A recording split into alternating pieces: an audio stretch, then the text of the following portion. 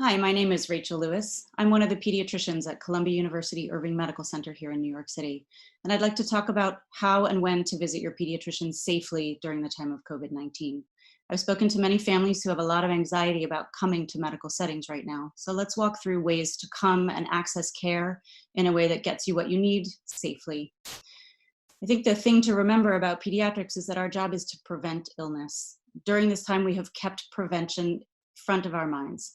So we are vaccinating babies the way that we always have, especially focusing on younger children who haven't had their basic series of shots. We are keeping sick children out of our offices whenever possible by providing detailed telehealth visits in place of in-person visits. But when necessary, we are bringing people into the office to be examined in person if needed.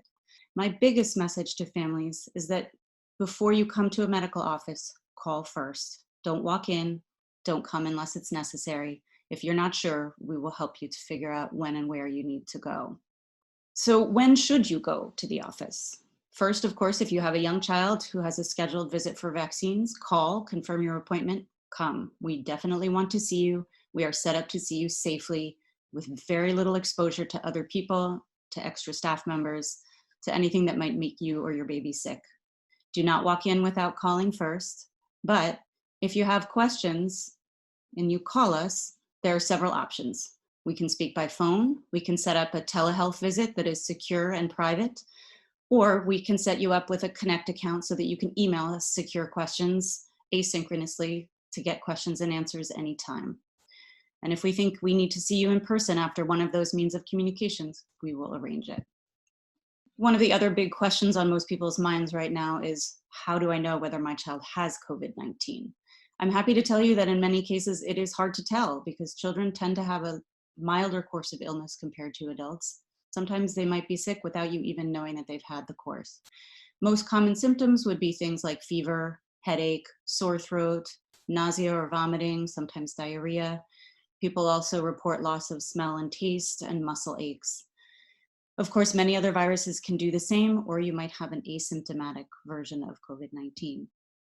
The question that always follows is whether a child needs a test for COVID-19. In most cases, I do not recommend seeking out testing. Testing is available in urgent settings, but in most cases, unless you're really sick, you do not need a test. So who should seek out a COVID test? To my mind, there are three situations. One is that your child has had a fever for longer than we can explain otherwise. If you pass 5 to 7 days of fever and we don't know why, perhaps it is time to come in and get a test. If your child has underlying medical conditions, such as severe diabetes or immune compromise, you might need a test.